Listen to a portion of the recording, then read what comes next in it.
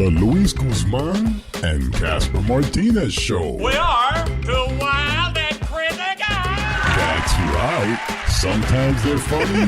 There you go. You won't feel so bad. Yes, I do actually. Sometimes they're serious. My daughter made an incredible squash vegetable soup. But they're always real. Do you use a regular toothbrush or do you have like an electronic toothbrush? And will tell you the truth. You can't handle the truth. The Luis Guzman and Casper Martinez Show. Welcome to the Louis Guzman and the Casper Martinez Show. What's up, Louis? How you doing, brother? I'm good, man. Okay. It is snow flurries right now. Yeah, so that's how I'm doing. That's awesome. And, so basically right now, folks, for you guys listening, we do record these shows live. And right now, as we're speaking, it is snowing in Vermont. I don't know what the hell's going on. Yeah, what's it doing where you are? Oh, it's nice out here. It's about 85 degrees, sunny. You know, life is good. Okay, Casper, good for you. Life is good for me here, too. I mean, it's just snowing, so it could be worse. True that. So what's going on, True brother? True that. We got a lot to talk about in this show. We got a lot of funny stuff to talk about, serious stuff to talk about. You know, we also have we're going to have a friend of ours coming on in the show later on. George Torres is going to be with us, Urban Jibaro, talking about what's going on with him and stuff that we're going to be collaborating with him on this podcast, which I'm excited about. Yeah, I love George, man. I mean, my Urban Jibaro. Yeah, really good guy. You know? I love that dude. Good, great guy. You know, but like I said, man, this week what did I do? I did some landscaping. You know, I was kind of using a huge sledgehammer to knock in posts into the ground because I got to build a fence around the garden to keep the humans out so they don't take my tomatoes and my lettuce as it grows. You know, things like that. It's a brave new world, people. Ahora, do you have like cows and horses or anything like that out there? Cows and horses? No. Oh, okay. No, I can't. No. I have dogs, and my daughter has a collection of bees. She has a beehive. Ah, she has a collection of bees. That's awesome. Yeah, man. And, we're just out here, like I said, we're just doing our thing. And we are learning a lot of new things about life and gardening. And, you know, it's all good. So, Well, yeah, at some point you're going to be like the Martha Stewart, you know, Louis Guzman version where you'll be showing us a planting 101. Here, you can make some culantro, and the difference between culantro and cilantro is the letter U. You'll be teaching us all that fun stuff about planting. Casper, I'm giving you a scholarship so you can come up and teach that class, okay? Prepárate. I'm ready. Prepárate. I'm ready, man.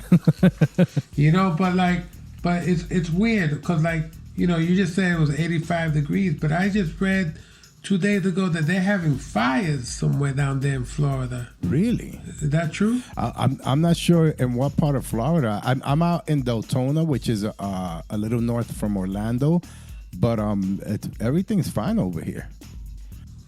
Yeah, I think it's more the southern part. Ah, okay. Heading down towards You know? Miami. Yeah.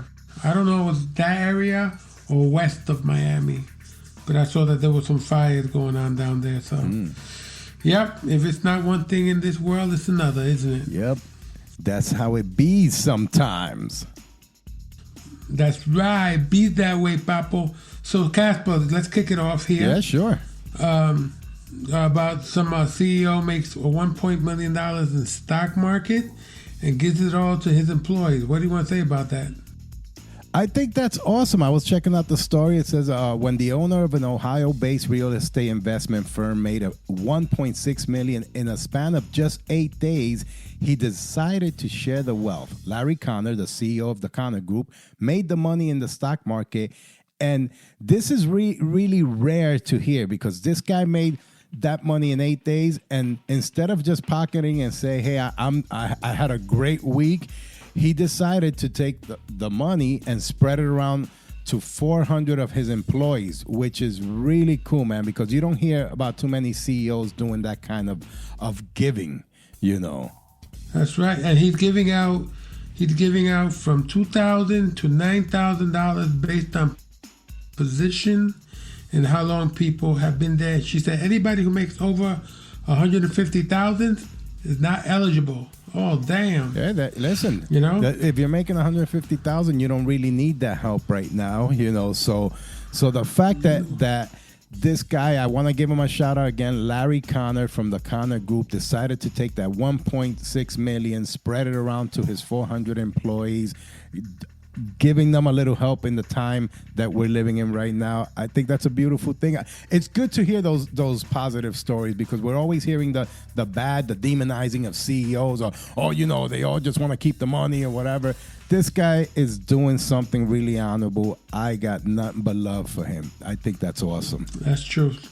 Yeah, he did the right thing by his people. So Larry, you know, Connor, and when you do stuff like that, your employees work better for you. You know what I'm saying? They step up a little more. They got a pep in their step to work for the company, because that company cares. He's taking care of these people in their time of need.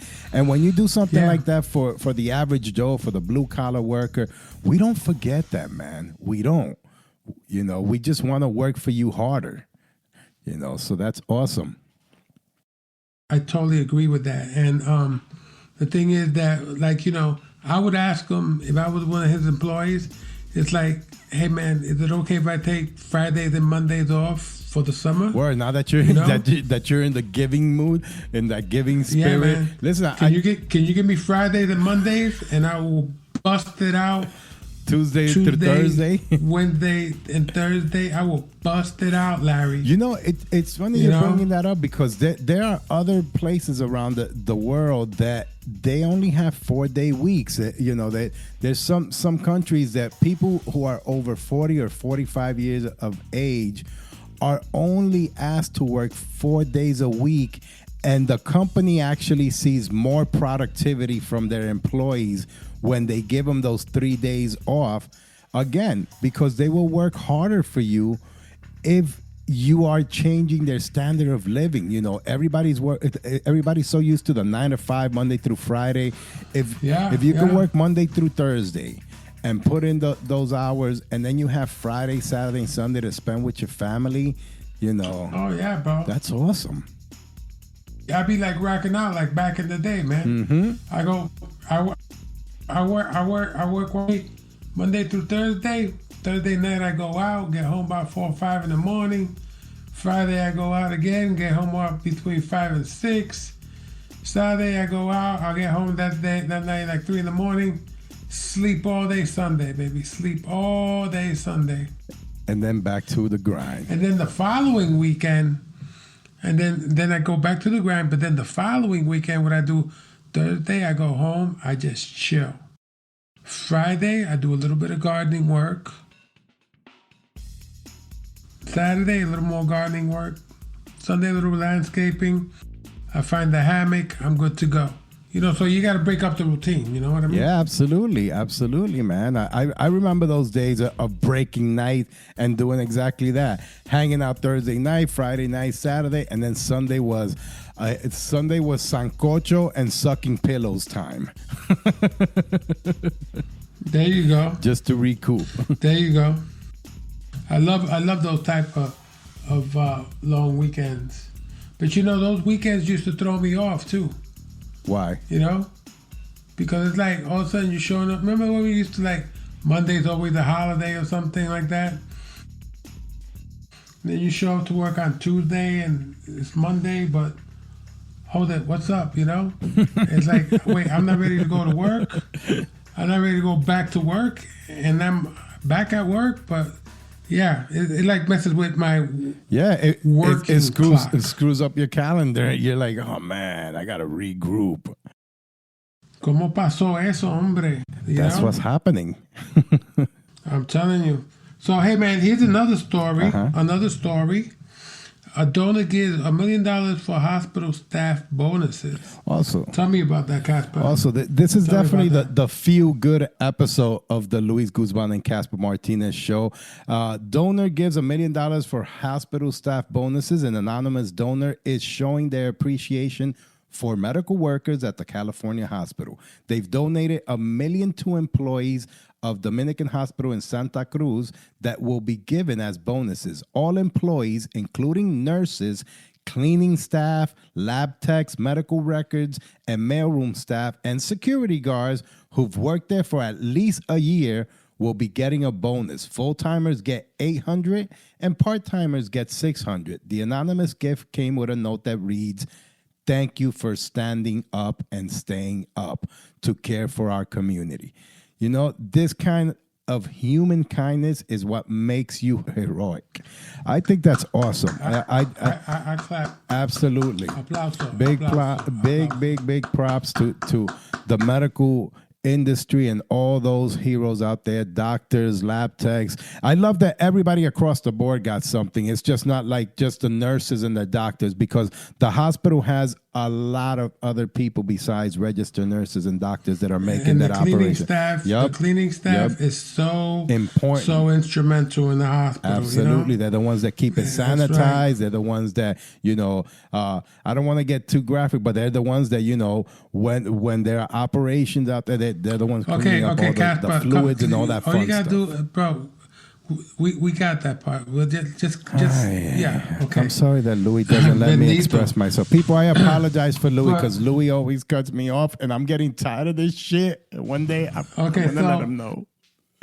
Okay, I appreciate that. That means so much to me, Casper. But the donor, I got thank you, whoever you are, because you are a humanitarian in your own right. So I just want to thank you, whoever you may be out there. That's right, and that means a lot. I do love that they didn't even want to take credit for it. That's someone who really is giving from the heart. You know, they're not looking for recognition. They didn't do a little video of it and uploaded it on YouTube to get likes. They just went ahead and did it out of the kindness of their heart, and they gave it to really deserving people. That's awesome. I've done stuff like that. Awesome. You know, and you know, sometimes I'll be in a restaurant and I'll see a family, and you know, my assumption is, oh wow, you know, maybe they could use a hand. I call waitresses over and say, give me their bill. Please don't mention anything, and whatever they have, I'll take care of. You know, and I've done that a few times. You know, and it feels good. It feels good to be able to do something like that. Yeah, you know, so. Yeah, it's okay to do that. And I would encourage people every once in a while, when you can. It's a beautiful gesture because it just shows how human and how loving and how much you care about other people. Paying it forward. You know, so that is awesome. It's karma, baby. It's karma. Yep, especially you know, in the time that we're living right now, que la gente está un poquito apretada. And talking about that, I actually want to bring this up. Right now that there's a lot of people in quarantine, a lot of people who are unemployed, a lot of people who are spending a lot of time home, whether it's with their kids or working from home. You also are getting all your entertainment from home. So I want to share a little information with you about how most Americans are sharing their streaming service accounts. I actually am one of those because my casi mother-in-law, just the other day, I was like, hey, what are you doing? She's a teacher. She's at home because right now the schools are closed. And I was like, hey, you want to watch some Netflix? I'll hook you up with my password and email. And she was like, oh, really? That would be awesome. So nowadays, that's the norm. I mean, we have most people enjoy watching streaming services in their homes these days, especially now. But it seems not everyone is paying for those services. We have a new survey that finds that 74% of streaming customers share their account with at least one person. I think that number is low. I want to say that at least 99% of streaming customers are sharing their account with at least one person. Oh, yeah. And I think it's important to do that because, like I said, you know, people have fallen on hard times, man. And, you know, entertainment is a great thing. and just take your mind off, or also it'll induce your creativity into doing stuff, because it's not just movies, it's documentaries, it's cooking shows, it's how to do this and how to do that. So, in that sense, I think that's a very noble thing that people are doing. And thank you to all those people that are doing that. Absolutely. I see that 37% share their streaming services account with people they don't live with, including family members at 25%, close friends and partners at 10%, acquaintances and strangers they do not live with is 2%. You know what that acquaintances and strangers are, right? That's that booty call you had. Somebody had a booty call and said, listen, Nana, I can't pay you, but I will give you my password to Netflix so you could go ahead and check that out. Yeah, baby. Yeah, listen, those flowers ain't coming because they ain't delivering, but here's the passcode. Exactly. You know what I'm saying? And which streaming services are there? As for the most popular services, it's no surprise to find out it's Netflix. Netflix, about 75% of Americans pay for Netflix. About 56% pay for Amazon Prime, and about 40% pay for Hulu. I'm not with Hulu yet. I actually was a member of Hulu for a little while, and then I discontinued the service. I'm more into Netflix and Amazon Prime. And of course, Netflix the most, because Netflix is the one that's really belting out the most original content out of all these platforms. Oh, yeah. They have some great shows, and I would recommend to people, if you can, you have a little bit of money, buy some of that stock. Yeah, absolutely, because that's going to keep growing. It's going to keep huge. Now, I saw another story that a landlord gave stimulus check to the tenants so they can pay rent. A lot of people are having a hard time paying their rent right now. And a landlord in California is doing what he can do to help his tenants. The anonymous Santa Rosa landlord said he and his wife decided to use the stimulus payment to help their renters. A couple received $100 and matched that amount with their own money, which would allow them to take about $500 off the rent of all their tenants. Wow, that's cool. So that couple received $2,400 and matched that amount. Wow, that's awesome. And the guy said, the husband said, my wife and I spent hours talking about it and feeling bad that it wasn't enough and we couldn't do more. The landlord explained. I just feel like we're all in this together. We are. So like I said, there's people out there that have a conscience. I wonder how many other people will do that, because, I fear for people. I fear for people that can't pay their rent, that live from paycheck to paycheck. God knows how long it takes for all these unemployment checks to come in. Again, the whole thing with the stimulus check, that's not going to do much. I think, my opinion is families should have been getting at least $2,000 a month, to take some of the stress off. And that's their money from all the taxes that they charge. But it's good to see that they're good landlords with good hearts out there, because I'm sure that they were in that situation and they would appreciate being taken care of in the same way. So yeah, and those kind of landlords, husband and wife landlords, those kind of landlords are far and few, because most of them are like, fuck you, baby, but at least this couple decided to help out their tenants, and I really love that. I love these positive stories, because again, we're always hearing all the negativity of what's going on in the world. We need more positive stories out there. Yeah, I agree. I think that the fact that we have the Luis Guzman and the Casper Martinez show going on, I think that's one of the most positive things that are going on right now in this universe. What do you think, Casper? I absolutely agree 1,000%, my brother. Damn, I sounded like I was at a game show. And here you go, a brand new car. Okay, Casper, you've been watching too much TV. I am, bro. I'm quarantined. What do you expect me to do, brother? Okay, that's true. That's true. You know what pisses me What do you off do about while I'm in quarantine? That every so often, like at 10 in the morning, The Price is Right is on CBS. And then every so often, Plático 45 interrupts my viewing of The Price is Right to ramble his bull crap. And that pisses me off because I want to see people winning stuff on the Drew Carey show. Why are you interrupting this show? Seriously. That's just something that grinds my gear. You should send him a postcard with your beef on it. You think he knows how to read? No, I would actually just send pictures so he could understand it a little better. Oh, yeah. Yeah, send him a remote without the battery. See what he does with it. You know? For real. You know? Now, you know, and Americans are seeking ways to play it forward. Americans are looking to do good in lots of different ways, especially now. And a new poll reveals just how generous folks are getting. The survey finds the average American will do 4.44 charitable acts a week, or 231 every year. How many charitable acts do you do a week, Casper?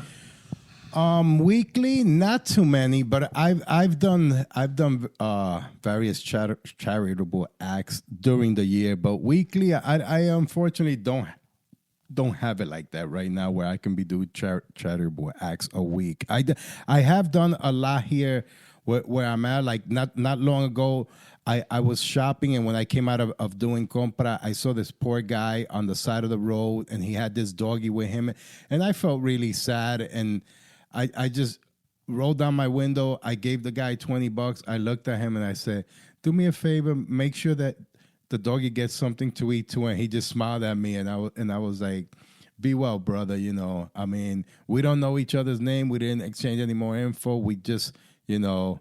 I gave him that, and I just wanted to make sure that at least he had a decent meal that day, and his doggy, because when you see a homeless person like that and they have an animal with them, like that's their best friend. They're going through everything through thick and thin together, and you know, I was just happy that I was able to give that little to that person at that time. And again, I didn't record it to put it up on Instagram or Facebook or anything. I just felt like, man, coño, you know, that guy needs a little help. I've been there. I know how that feels. Oh yeah, and that's a very noble thing to do. Like I said, many of us have a good heart. I've done it.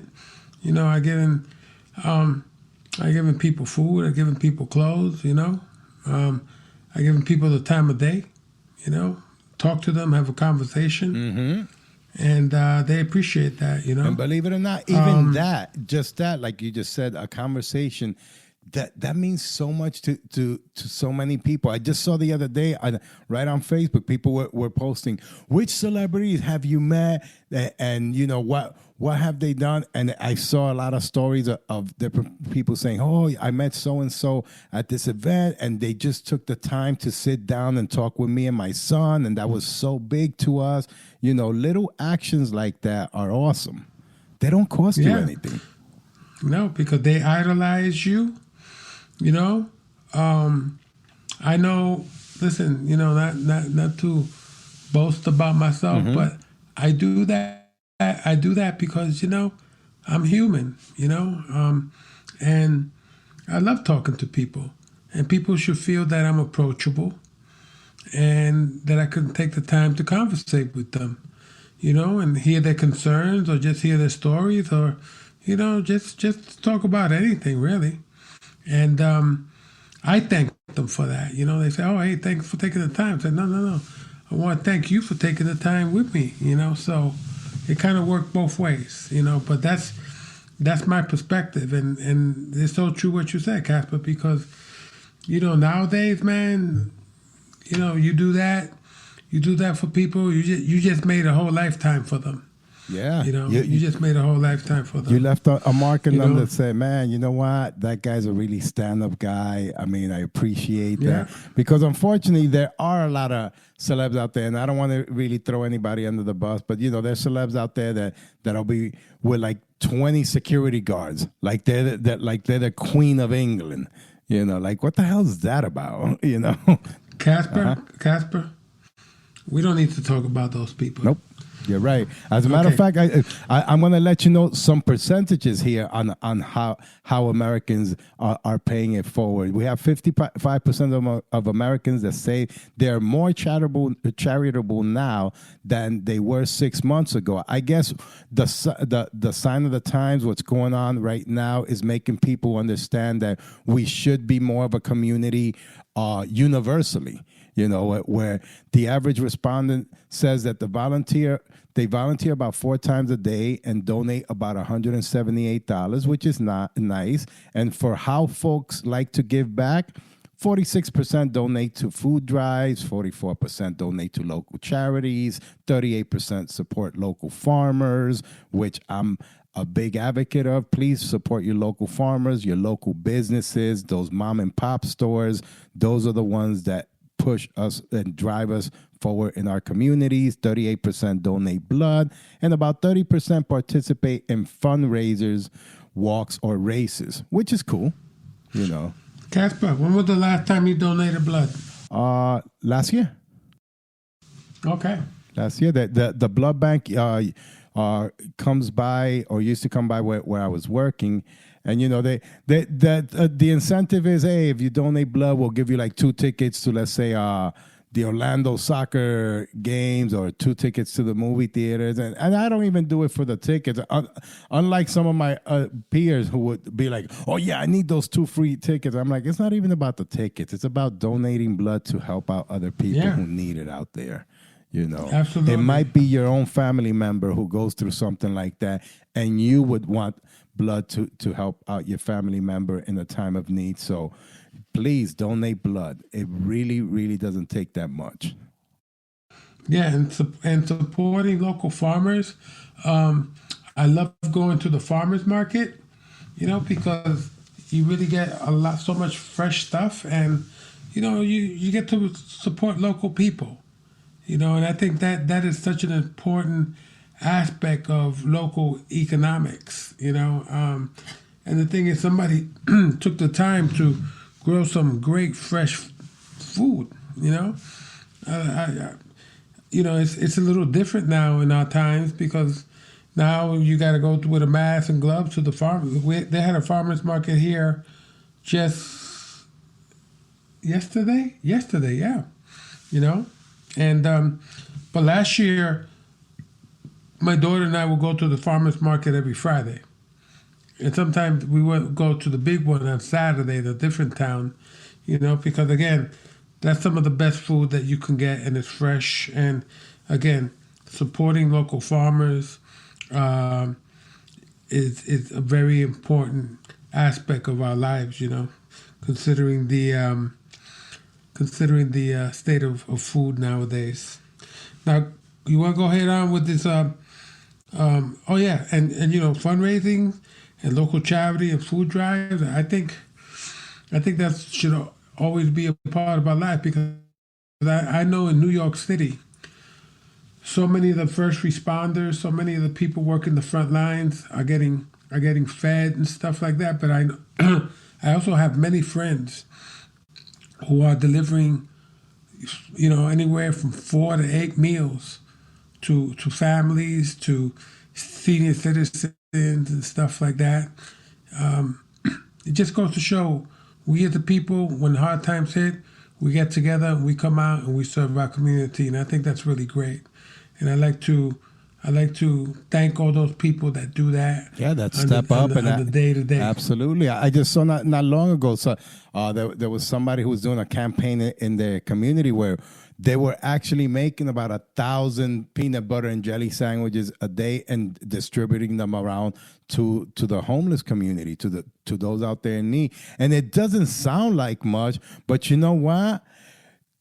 that helps. It really does. There's somebody out there who had nothing to eat, and all of a sudden they got a couple of peanut butter and jelly sandwiches that this person, out of the kindness of their heart, out of the fact that they feel they have empathy towards others, say, hey man, I want to go ahead and help out. How can I help out? And no act is small, because that's big. That's big to do that. And let me tell you something.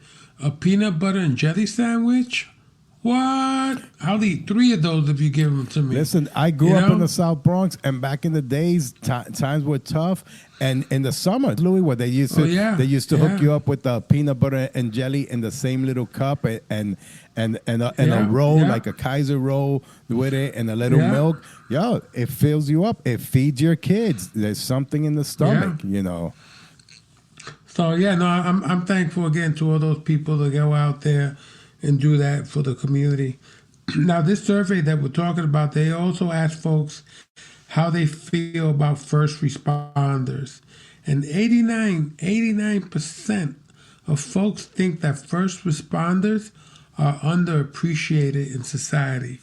What do you have to say to that, Casper? I do agree. It's again the same thing that's happening with teachers. A lot of people have taken so many teachers for granted, and now when they're teaching their kids at home, they're going, man, these teachers' jobs are serious. The same thing with first responders. We usually see first responders just in case of an emergency. There's a fire in a building, and you see these firemen, but now you're really looking at them and going, man, these guys are everyday heroes, because they're, whether, they might not be going to a building right now and turning off a fire, but they're on call 24 hours. They're on standby. They're ready for any emergency that comes out there. They're the ones that have to go into a home, evaluate someone, and take them to the hospital.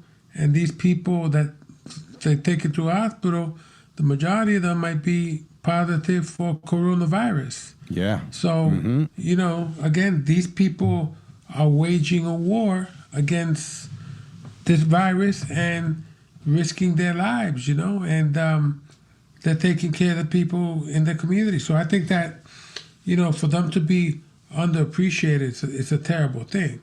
I can't believe that they have these protesters yelling at nurses and doctors that they were fake and liars and stuff like that. And it's like, man, that's so disrespectful to those frontline first responders and stuff like that. And I think hopefully that will begin to change when people hear this conversation, and hopefully there's other conversations going on out there to support our first responders. So absolutely, and just like teachers, we need these first responders to have the best equipment that they can possibly have to help and save your family members, my family members. 73% of the people that took this survey wish their community was doing more to assist first responders in some way, whether it's having better facilities, whether it's having better supplies, more resources, it's cleaning important. their car, you know what I mean? Throwing out the garbage for them. Please. And maybe mowing their lawn. It's funny you said that, because there's something that I see here a lot in my community is a lot of the community members out here are always going to the firehouses and like bringing food to the firehouses, to the police stations, thanking them for their service because they appreciate them. And I think that's awesome. I think we need to be doing more stuff like that. These people put their lives on the line every day. They also have families to take care of, So it's nice to show that appreciation to them and let them know that we care for them as much as they care for us, trying to save our lives on a day-to-day basis. 76% of folks would gladly pay for first responders' meal if they saw them at a restaurant. That's awesome. That number should go up. That number should be 100% of the people who would gladly pay for the first responders' meal if they saw them at a restaurant. Because we got to understand, some of these people are not putting in 8-hour days. Some of them putting 12-hour days, 16-hour days, 18-hour days. Even the firemen, they live in the firehouse because they work 24-hour shifts. Yeah. So every act of kindness in these times is valuable to those people, and like I say, it gives you a good heart feeling. So I know. Yeah. Well, I love this whole feel good section, folks. We're gonna be right back after this little break. More with the Luis Guzman and Casper Martinez show. Wepa. Coming up in the news. According to a new study, riding your bike to work can help you get physically fit. The study was conducted by the Institute for the Study of Things Everyone Already Knows. Their other studies show that eating less helps you lose weight, that getting a good night's sleep leaves you feeling well rested, and that studies like these make people go, well, duh. Meanwhile, the Institute just received a $10 million grant to do a study to see if it gets dark when the sun goes down. This and more later today. You love Bob Ross's The Joy of Painting. Well, now we've made his amazing archive available to you. Learn how to paint countless works of art like a farm. Let's just put a happy little cloud right here. A gorgeous mountain range. Let's just put a happy little cloud right here. Even a complex painting of the cosmos. Let's just put a happy little cloud right here over this happy big cloud. Over 7,000 hours of The Joy of Painting from Bob Ross. Available now.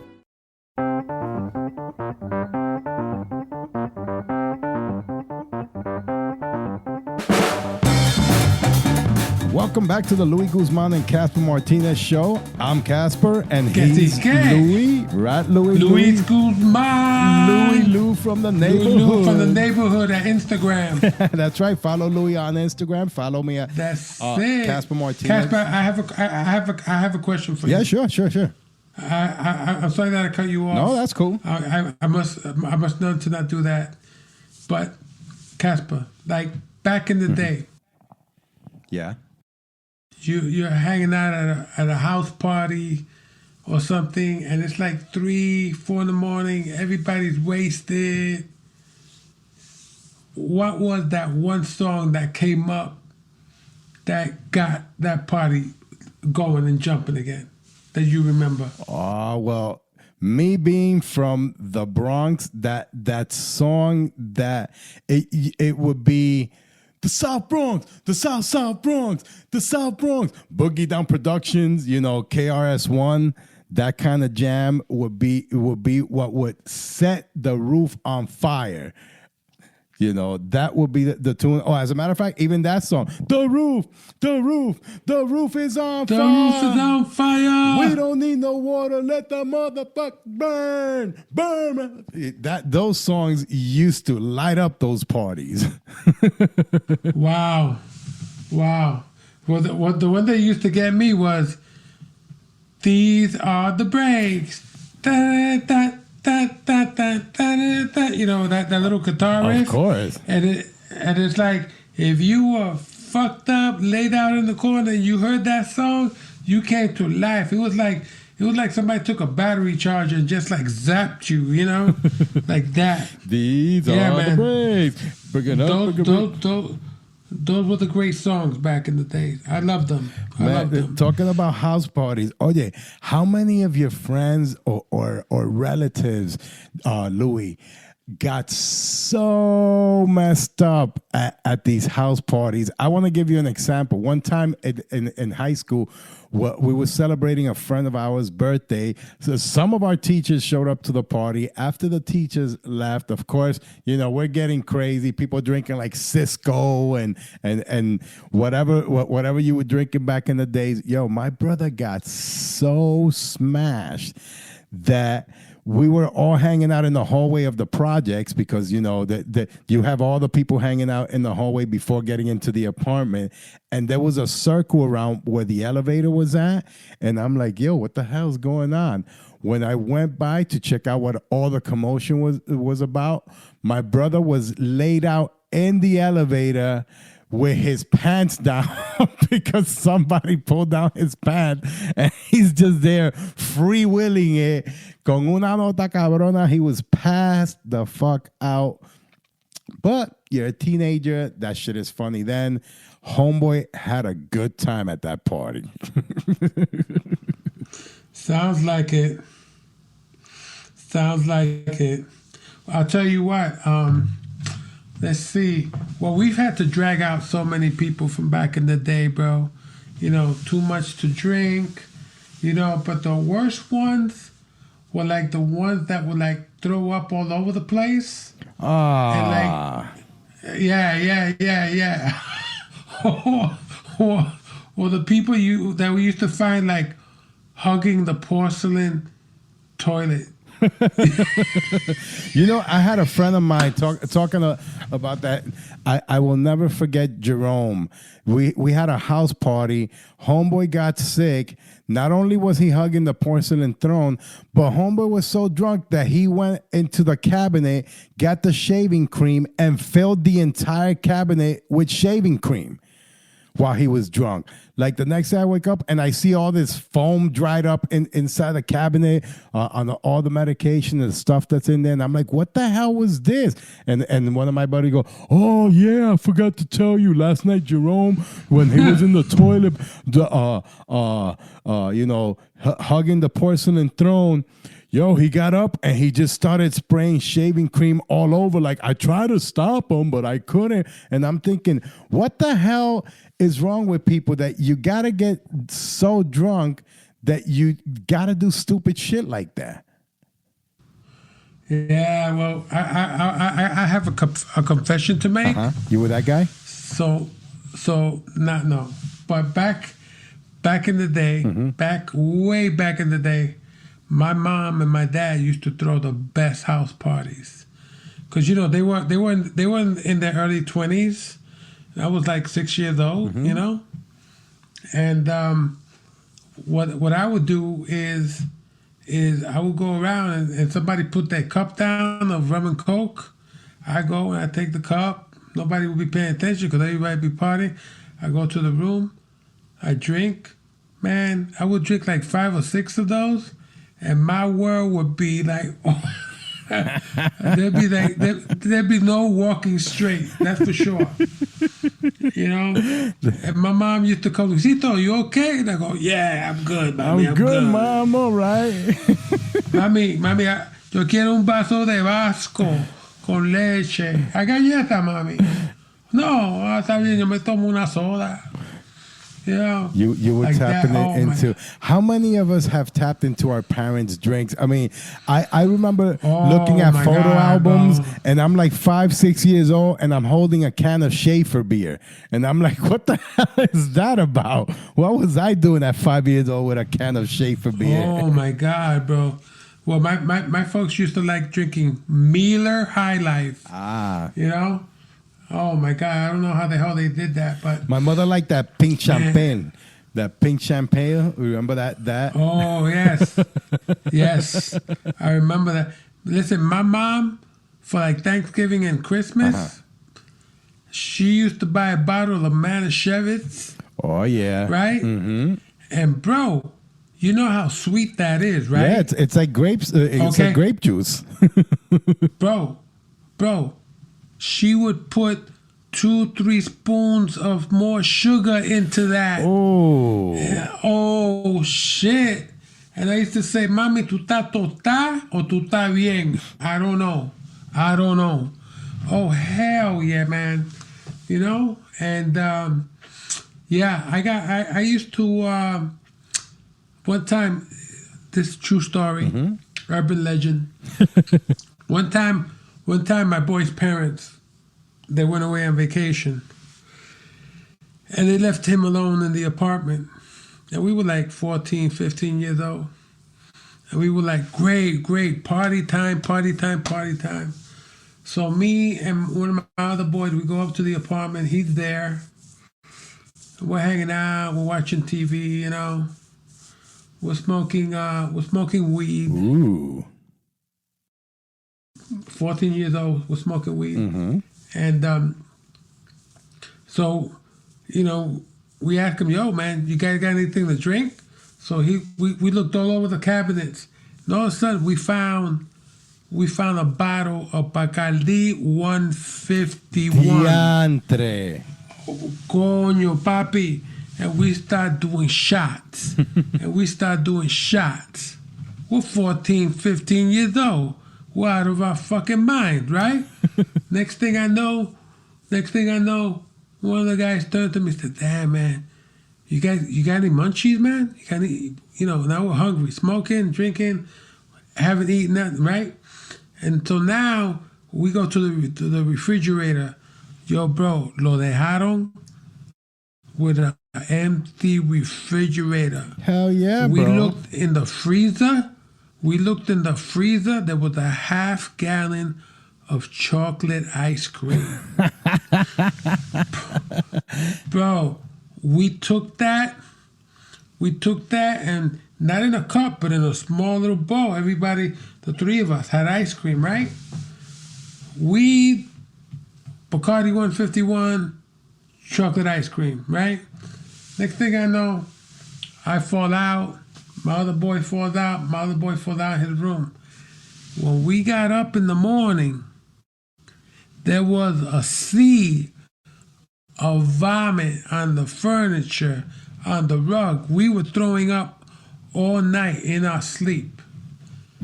Bro, me and my boy looked at each other. We had shit all over ourselves. We kind of just went to the door, opened the lock real slow, and we snuck out of there. My boy was still in the room sleeping. That's I'm at my mother's house.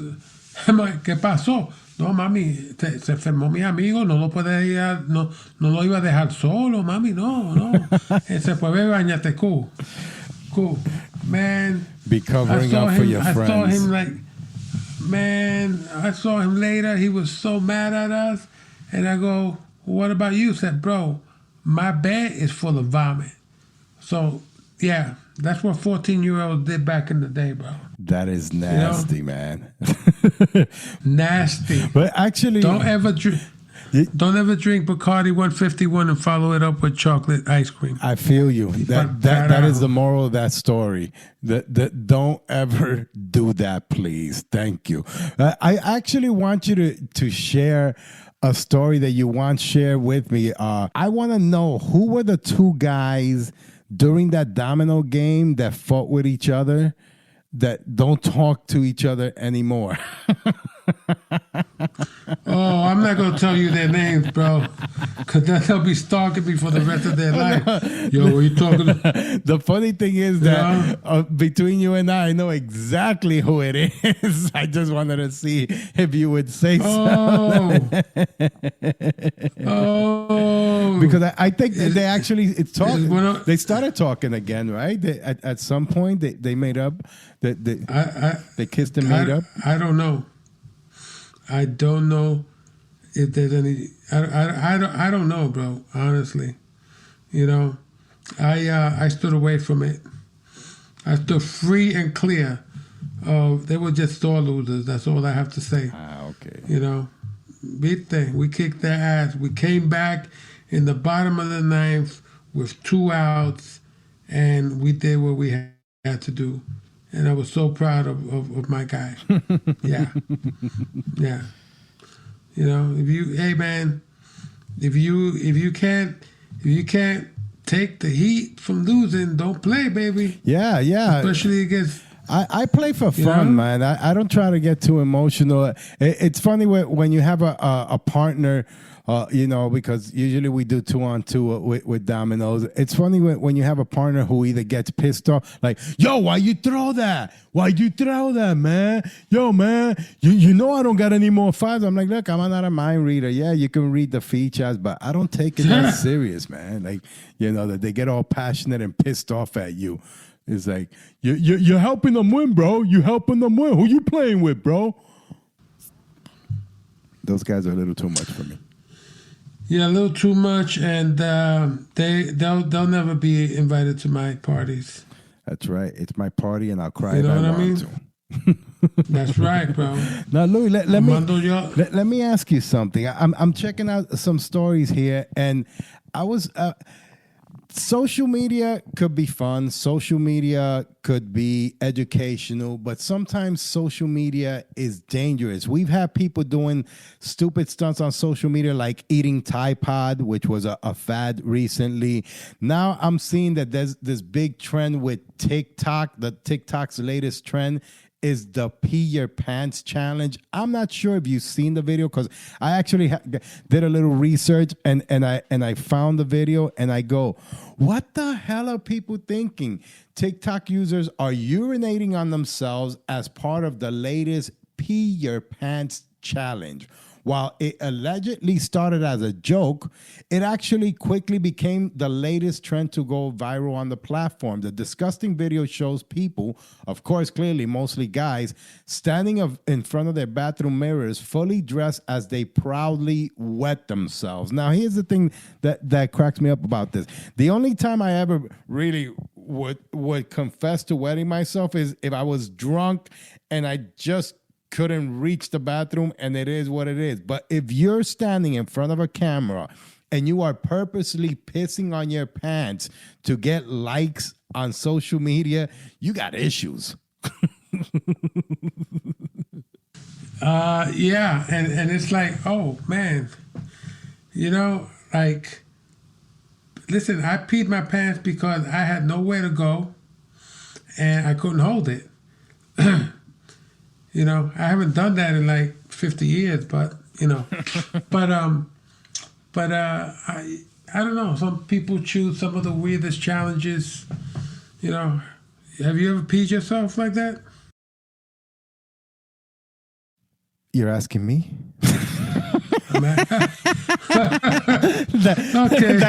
That question should answer it.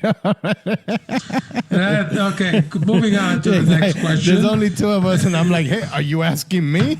Yeah.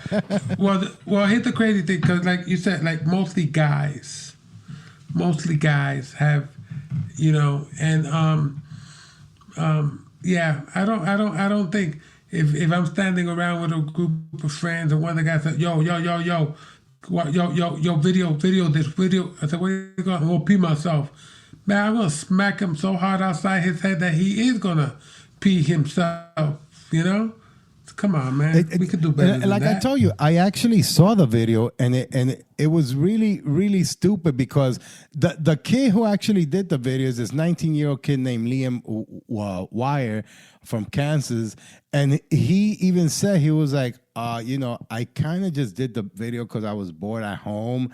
I didn't know it was gonna get 3.3 million views, over some silly action like that. Like, what the hell is wrong with people? Well, you gotta ask yourself, right? But anyway, good luck for him, and peon to all those peers. Now here goes something. The top 10 best states to make a living. Okay. Ready? Yeah. Number one, Washington State. Washington. Number 2, North Dakota. Number 3, Minnesota. Sounds poetic, doesn't it? North Dakota, Number Minnesota. 4, Michigan. Michigan is number 4. Wolverines. Texas is number 5. Illinois is number 6. Kansas is number 7. Tennessee is number 8. Colorado is number 9. And Oklahoma is number 10. And as a footnote, as for the worst state to make a living, that would be Hawaii, which has the highest cost of living in the nation, as well as the second highest income tax. Yeah, Hawaii is expensive. So much for paradise. Yeah, it's a beautiful place, but Have you ever been? Yeah, I actually been. I have a bunch of cousins. My uncle, who I'm named after because my real name is Edil, for those of you listening that don't know, but my uncle Edil, I heard about that. Was in the Marines, and I guess he was out there stationed, and I have about 7 cousins in Hawaii. I actually got to speak to one of them back in the 90s. I don't know where the rest of them are, but I have 7 cousins from my father's family side out there in Hawaii, born and raised Hawaiians. And I'm like, man, that's cool. I would love to like connect with them and get to hang out. But hey, there are a lot of Boricuas in Hawaii. You know that, right? Absolutely. You know why, right? Why? Well, back in the early 1900s and stuff, they needed people to work the sugarcane fields. So they got all the Boricuas from PR, and like they took 75,000 Boricuas from the island and shipped them out to Hawaii. And Hawaii had a huge Puerto Rican population. Wow. Yeah. So now, I don't understand why Florida wouldn't be a good place to make a living, or New York would be a good place to make a living. Yeah, especially here in Florida, where we don't really get so many taxes taken out of us. Yeah. I think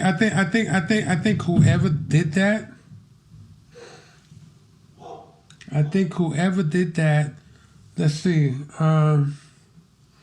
Was maybe biased, because it says, my alarm just went off. You heard that? Oh, right? yeah. No, I hear that little guy. Yeah. That's cool. Yeah, my girl. She's informing me that there is possibly a bear nearby. But okay, so to list the best states to make a living, where you live may play a huge role in whether you have a hard or easy time making a living. And a new report reveals the states where folks will have the easiest time doing so. MoneyRate.com just came out with a 10th annual list of best states to make a living. They rank each state based on things like cost of living, median wages, state taxes, unemployment rates, and workplace safety.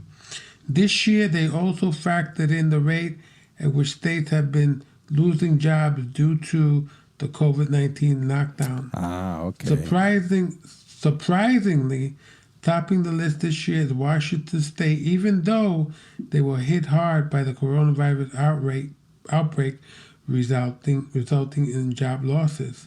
Washington, which has led the nation for 5 of the 10 years, is topped thanks to residents having the 4th highest median income of any other state. Plus, they have low cost of living and no state income taxes. That's why Washington is doing good. Because, we were thinking about that. And as you're reading this, I'm going, one of the reasons that Florida is not even there is because we're one of those right to work states, where they can fire you for anything, there's not really any job security, which kind of sucks. Although the only thing they do take out from you is federal tax, but even the pay is not that good. Where in Washington, like you just finished stating, their median income is decent. People can actually make a decent living and can keeps a lot of that money because the cost of living is not that high there as well. So I get it. I get it. I think I want to move to Washington now. Good luck, bro. Good luck. Have a good time. Well, it rains out. I know. It rains a lot there. And I'm sorry to say this, but the suicide rate is one of the highest there in the country. Yeah, because it's always gloomy, right? Yeah, that's home of Starbucks. Yeah, that's what I hear. That's what I hear. Hey, do we have any additional auditions? Hey, folks, thank you for listening to the Luis Guzman and Casper Martinez show. We really appreciate you guys sharing your time with us. We're still looking for that Luis Guzman and Casper Martinez show voice. We have our technical director, Gustavo, who's going to actually hook us up with a couple of clips. And Luis, you're going to go ahead and let me know how you feel about these guys' voices, and are any of them going to make the cut? Let's go. All right? Let's go. Throw me a voice and there, 3, Gustavo. 2, 1. Here we go. One is on the money. The other one thinks he's funny. The Luis Guzman and Casper Martinez Show. Okay. Oh man, he sounds like he's super He just delicious. congested. He just delicious. Delicious. He sounds No, like that- he's enjoying a meal. I don't know about that, guys. But go ahead and Yeah. throw us a little something there, Gustavo. What's the next one? Is on the money. The What's other the think next? he's funny. The Luis Guzman and Casper Martinez show. One of them is famous. Yo, that sounded like Gustavo. Yeah, it did sound That sounded- like it was Gustavo. I Gustavo, think you threw Gustavo was trying yourself to in make a there, little right? extra money. No. Give me another voice. Let me hear something else. One is on the money. The other one thinks he's funny. The Luis Guzman and Casper Martinez Show. Next. Nah, man, it's just no. You know what we need? We need a couple of females. We need to add some females to this list because I haven't heard any kind of females. Right. You know? Well, we're first trying to find I the wanna- guy voice, and clearly we're having a problem.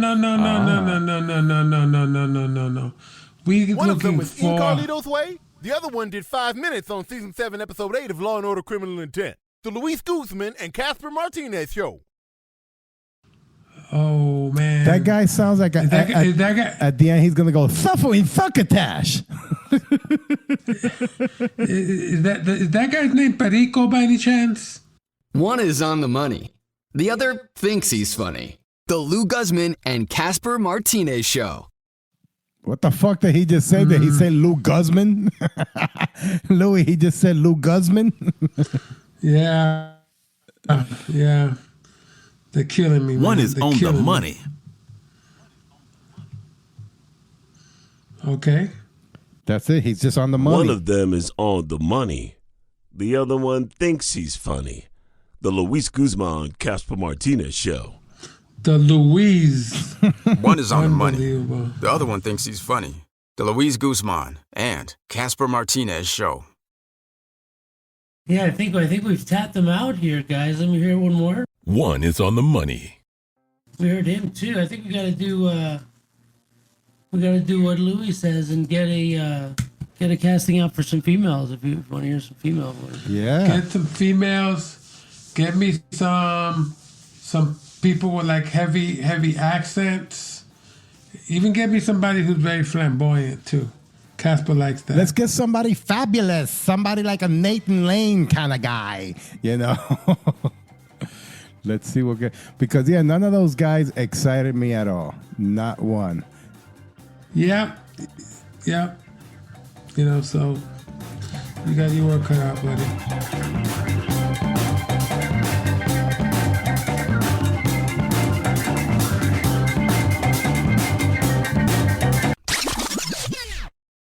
He only speaks to his family on Zoom. When somebody coughs, he calls the police. When he goes to the grocery store, he wears a full hazmat suit. He wears a mask during lovemaking, again via Zoom. He is the most socially distanced man in the world. I don't always social distance. Just kidding. Yes, I do. Stay apart, my friends. Hey, you looking for a tasty pizza pie? Then come to Papa Iguana's Pizza, where I'm serving up pizza with iguanas on them. You got a problem with that? Huh? Got a problem with iguanas? Yeah, my pizzas are covered with dead iguanas. So meaty you won't believe it. Hey, you want an iguana pizza? Well, I don't know if I... Look, here, eat this pizza that's covered with iguanas, or I'm going to take you out back and show you what's what. You want that? Huh? No? Then eat the pizza. Yes, sir. That's more like it. And my iguana pizzas will get to your door in 30 minutes or less, otherwise my delivery driver gets a smack in the head. So come on, eat an iguana pizza, you know what's good for you. Better ingredients, better pizza, better iguanas, Papa Iguanas. Order now, you jerk.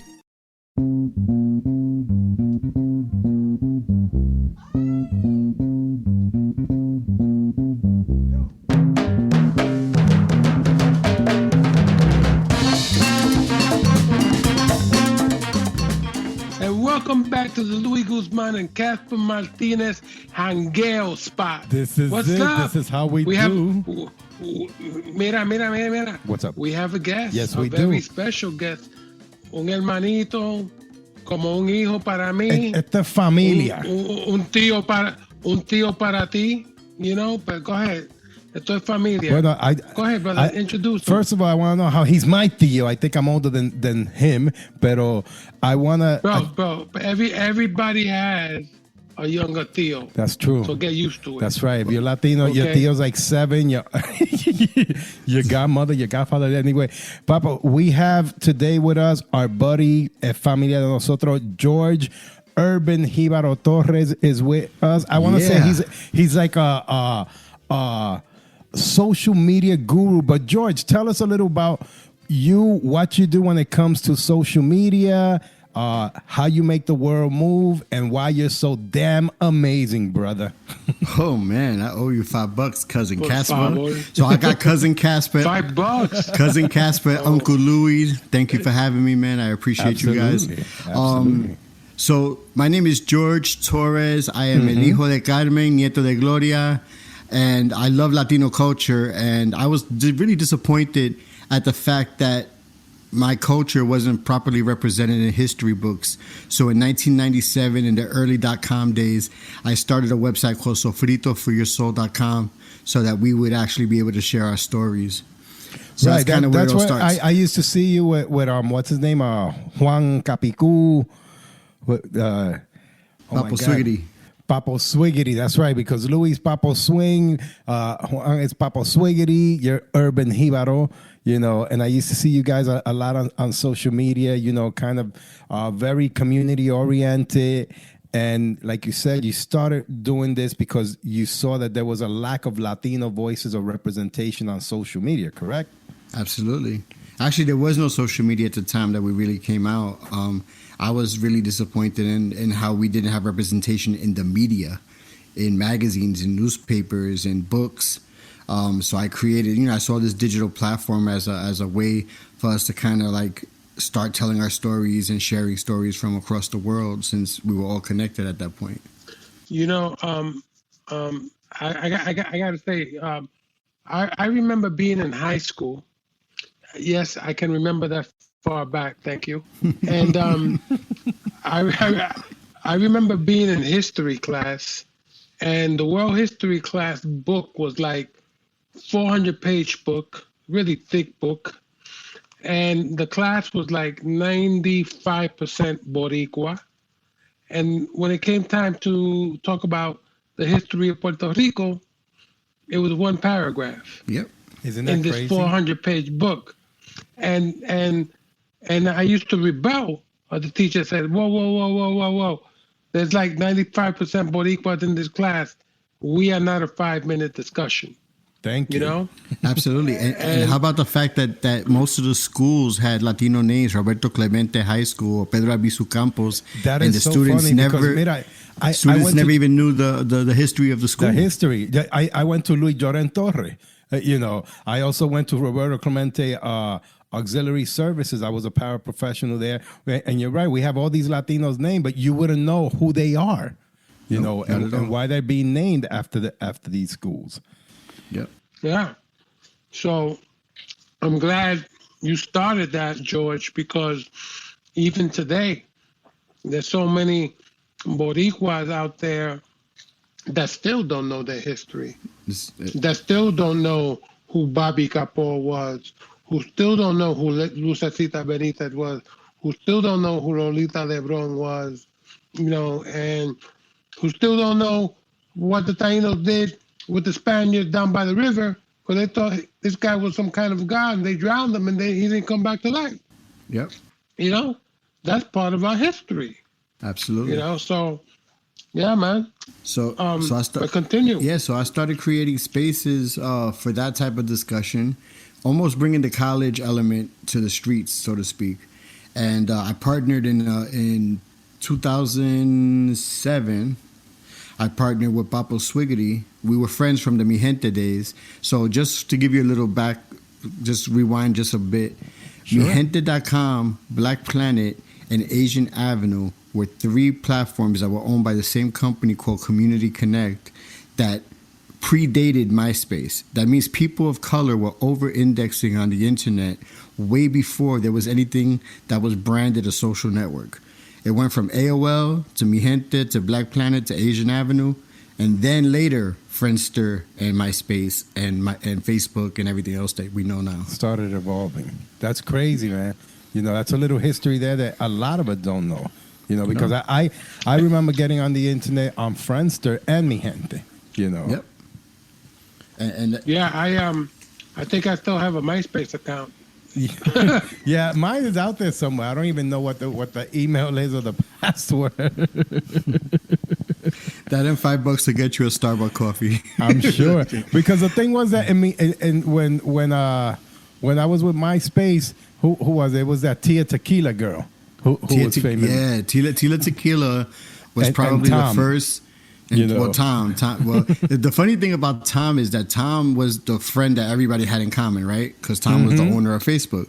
So of MySpace. I'm sorry, MySpace. But when you actually rewind to the Mi Gente days, that's who Papo Swiggity was. Papo Swiggity was just un presentado. He was one of the first members of Mi Gente, and every time there was get a new notification that a new member joined, he would say hi to them. So everybody remembers Papo Swiggity because he was literally the first person that would say hi to you, and he had no attachment to the company. He didn't work for them. He was just one of their first users. El caripelao. No, but I'm telling you that one gesture has created friendships and partnerships and collaborations that still go on to this day, man. That's awesome. That's how you build communities. So Papo Swiggity was that. Well, he was Tom. He was Tomas on migente.com. So you went through that, you evolved a little, you started working on other projects. I believe you've consulted with a lot of people on social media. Tell us Absolutely. a little more about that venture. Well, it's a really long story, but I started creating seminars and conferences. So I started with Latism, Latinos in Social Media. I partnered with Anna and the late Luis Pagan. And we started the first Latism conference at Columbia University, circa 2008, if I'm not mistaken. And we rocked that for a couple of years. And then Luis Pagan ended up parting ways with us. And then I parted ways just shortly after that. Louis went to go found Hispanicize with Manny Ruiz over in Miami. And about a year into it, they called me up to come down. And I don't know. I wasn't feeling Manny too much, so I didn't really want to go down the first year. So I was just like, I don't know. Like, we just had that situation with Latis. I'm not really sure that I wanna do this again. And he was like, nah, this is different. So eventually, Manny sent me a ticket and was like, just come down here. If you don't like what you see, you could step away. No hard feelings. That's what it took, was a ticket, papi? No, un ticket. Some croquetas over at Versailles. Exactly. Some croquetas y un cafecito allí como jugado con bicho, vamos para allá para Miami. So I went down to Hispanicize. Baby. I went down to Hispanicize and I found family there, man. I've been with them for 8 years, up until the recent acquisition. John Leguizamo and NGL Media just bought Hispanicize. So I rocked out with Hispanicize to the very last day. We got a chance to bring Uncle Louie down there a couple of times. We hung out, did the film festival circuit. I mean, we had a really good time, and a lot of great things came out of that. And now all the partners from Hispanicize are, they're starting new projects and stuff like that, and I'm working with a lot of them as well. So I'm really fortunate to have such a great corner of people. Now you said that John and David Chattel and then NGL took over Hispanicize. So what are they doing with it? Are they growing there? What happened with Hispanicize? And I'm just curious. So yo soy parte de la vieja escuela, so I don't know what's going on. But okay. But Dave and John have a really long history of putting together quality Latino events and projects, and they've been in the background for a long time. Taking care of a lot of agencies and stuff like that. So I'm sure that they're going to bring something new and different to Hispanicize. I don't think it'll be the same conference. Because there was a certain magic with the partners that were there at the time, and myself and some other of the producers like Liza Morales and Jorge Narvaez and a couple of people that helped behind the scenes. But I think that they're going to bring a new magic. Everything evolves, right? So let's see what they bring to the table. And now moving forward, what are you doing currently? What's going on with Urban Jibaro Torres? So right now, about 2 or 3 years ago, I decided that I was going to write a book. Okay. And I started making moves, and I closed my offices in Brooklyn in order to get my staff virtual prior to all this COVID stuff. We went virtual, and my plan was to resign from the company and just kind of be there as an advisor and guide the direction of the company, and for me to write the book. So I did something really weird. I decided to take a sabbatical, and I applied for a job with one of my clients, which is my favorite airline, and I became a flight attendant so that I could just be free to create, stop chasing the dollar, stop hustling, stop working 18 to 20-hour days, and just kind of like chill, connect with people that I care about, that I've been working with for years, but I never had time to just sit and break bread with them. Mm-hmm. And I started doing that. And, I got a chance to go out to LA and hang out with Louis a couple of times. We went, me and Victor went out there to premiere the stock room. We got to hang out in a Cuban restaurant. We went to some concerts. I mean, we had a really good time. But that's what it is right now. For me, it's about happiness and legacy. So COVID happens, right? And the airline industry slows down. And I took a couple of days off just to kind of refigure out what was going on. And there was a project that I wanted to do at the end of this year after I hit a certain threshold in revenue. And it was called Siembra Initiative. And I had this idea for a long time. And I just, I was really kind of like, my thing is this: Latino business owners, entrepreneurs, authors, actors, poets, musicians, podcasters, they don't have anybody guiding them in the media. And I've been through a lot of things, and I made a lot of mistakes. And I think that I bring value to people who I consult with. So I decided to create the Siembra Initiative as a free masterclass. I have approximately 120 people in the group. I'm one of them, by the way. In the Facebook group. And basically, I'm teaching them everything that I know, and I'm not charging them a penny. These are people who I've worked with. These are people who I worked for. These are people who I've mentored. These are people who I partnered with. These are people who I've had businesses with. You name it. Like, these are all people. There's no strangers in the group, with the exception of 2 coworkers from JetBlue that have businesses. Everybody in that group is family. And nice. And I'm just, I figured I had the time. I didn't have the money, but I have the time right now because, business is slow and I'm not flying as much as I should be. So I'm taking time every day to just build with these people and try to help them pivot and make it through this time. Because it's a really tough time if you have a small business and you didn't have a plan, Absolutely. Yeah. And these strange times that we're in, are creating a lot of people are looking to stay creative. So they've created podcasts just like we have. And something just happened recently that we definitely need to talk about. So yes. I want to kind of like lead into this.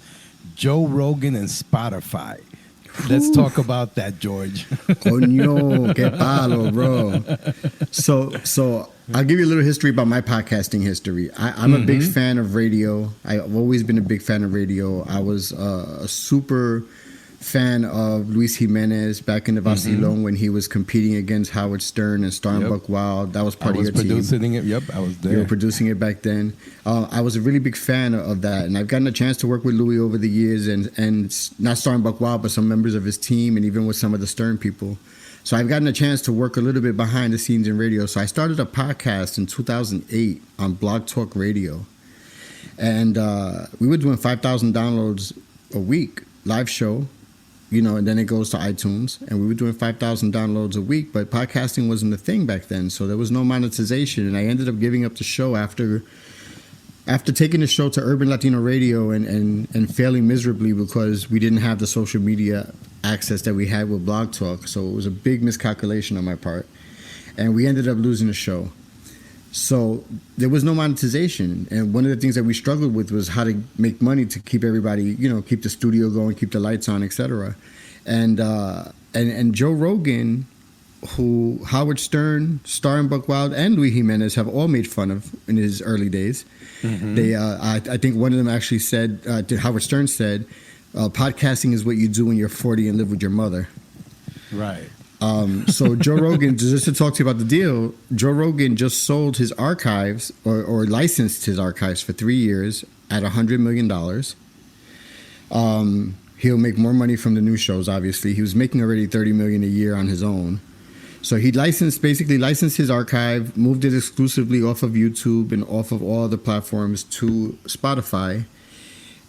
in an interest of Spotify solidifying their spot in the podcast market.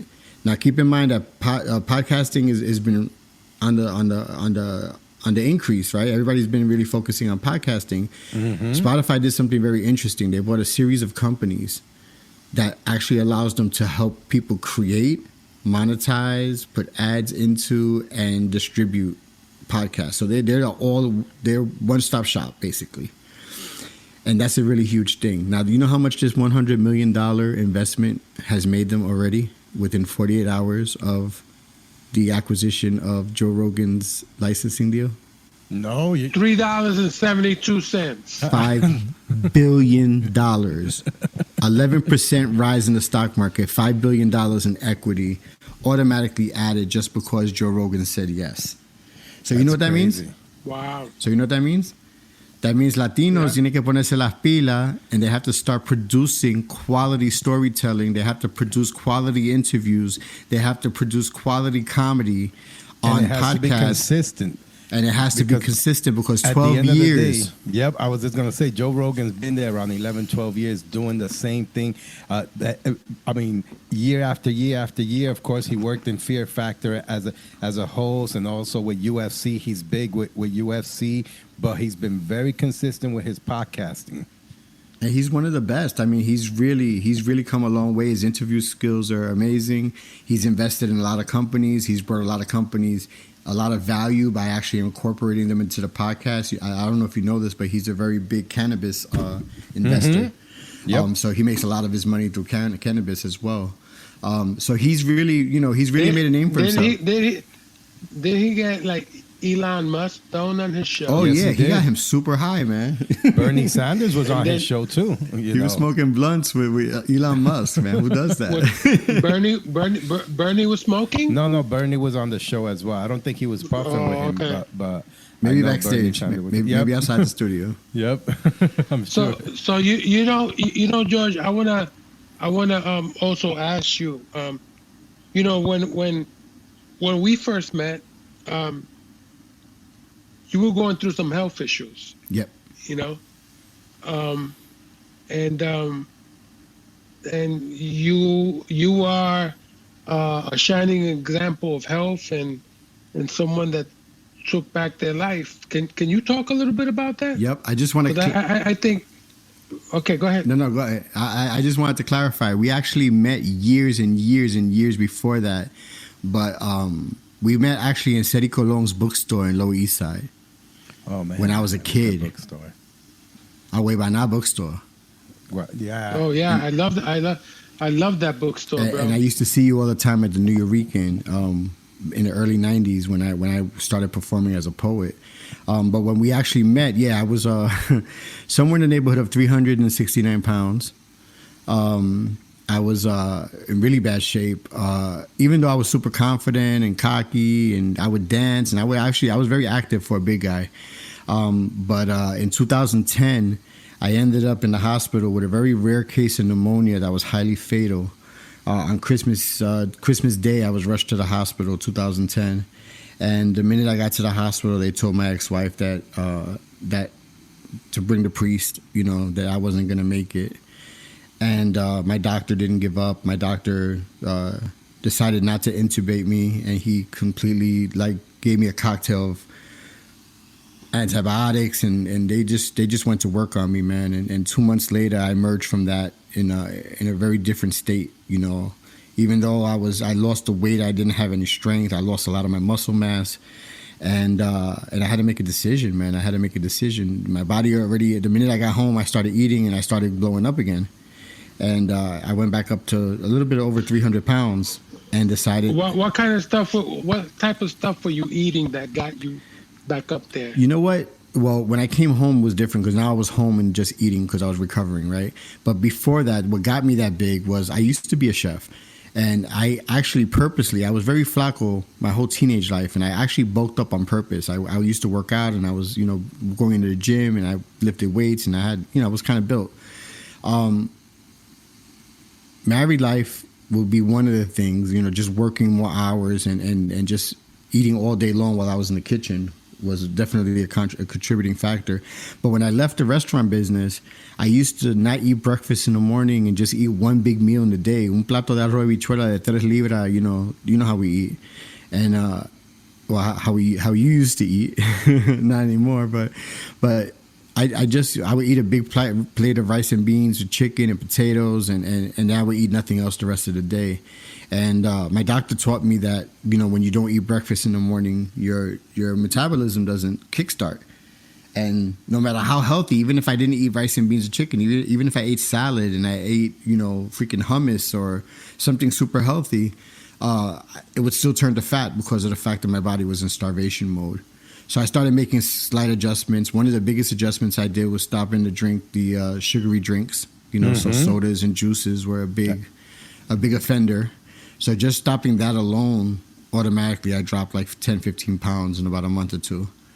And then I just kept building on it, man. And next thing you know, I was doing, you know, anywhere between 3 and 5 miles a day on the treadmill, about 3-4 times a week, and, you know, taking the escalators instead of the stairs, and walking at the park, and taking lunch and walking, and I just made it a lifestyle change. And I'm a little concerned now because, you know, like being like cooped up due to COVID, you know, it's really hard to be focused enough to do calisthenics in the house.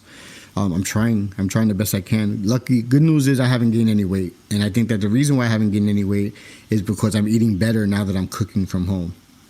So that's the big key. So, like, you know, if I was out in the street, you know, I would be eating some other stuff and some fast food processed crap. Exactly, yeah. So I've been eating a little bit. I've been eating a little cleaner at home, and I've been cooking a lot for the trips because since I go on these trips to different parts of the country and everything's closed, I can't be without food, right? So I have to actually take my food with me. So I'm eating a little healthier, you know, a lot of turkey burgers, a lot of salads, and whole wheat pasta, you know, whole wheat bread instead of white bread, a lot of eggs, a lot of protein, a lot of avocados. So I'm trying to keep it as healthy as possible. You know, I want to stick around for a while. Yeah, absolutely. And I want to tell you, brother, I am really, really super proud of you, man, because, again, you are a walking example to our community, not only with this whole social media stuff that you do, but also an example of someone who took back their life and who took charge. And, you know, for all intended purposes, you basically came back from the brink of death, passing on, you know? Yep. And I wanted you to talk about this because, you know, I think a lot of people in our community suffer a lot of health issues because their lack of understanding of how to take care of themselves and the food that we consume and how we consume it, and also, you know, exercising and walking and the importance of it, you know, because we, you know, us three guys, we know many people that have dropped dead. Absolutely. That we know. Yeah. You know, so... But I really wanted to thank you again, for talking about this because people need to know these things. Like I said, when I first met you, I you know, you used to walk around with a limp, you know? You remember that? Yeah, that was just me. Not when I first met you. That was just me being gangster, bro. Mm-hmm. No, I'm joking. Oh. No, you're right. When you met me, I was in the beginning of having knee problems and things of that nature. So yeah, definitely. I had the issue. I told Casper yesterday when I was talking to him offline, I told Casper that I wouldn't be able to do this show unless I lost the weight because I told him about how you used to text me and video through Instagram and motivate me to eat better. You know, you would see me eating at a pizzeria and me daba regaño. He'd be like, Papa, you know, you're not supposed to be eating that shit. You're diabetic, bro. Like, you know, and I really appreciate that. And even when we went to LA, you know, you took us to a spot that was Latino, but you made sure that we made conscious. You made sure me and Victor both made conscious decisions when ordering our food. So I really appreciate that because, you know, sometimes we miss each other. Like, you know, you're a person, you and Casper are both people who I would chill with on a regular basis if you were my neighbor, right? And because we're all so busy with our respective careers, we don't get a chance to really talk to each other. And the fact that you know, you used to reach out to me specifically to talk to me about my health. It really, really, you know, it impacted me. And the fact that you shared your journey with me, you know, your change of lifestyle, going to Vermont and stopping the meats and stuff like that. And I'm trying to do some of that same stuff, but I'm very trying appreciative to do that as well. You know, I was telling Louis in one of our last conversations that every day I wake up and I prep a juice. I cut up a cucumber, celery, ginger, some wheatgrass. You know, this is something that if 4 or 5 years ago that you would tell me that I should be doing that, I'd be like, man, shut up while I'm wolfing down the damn Big Mac in my mouth.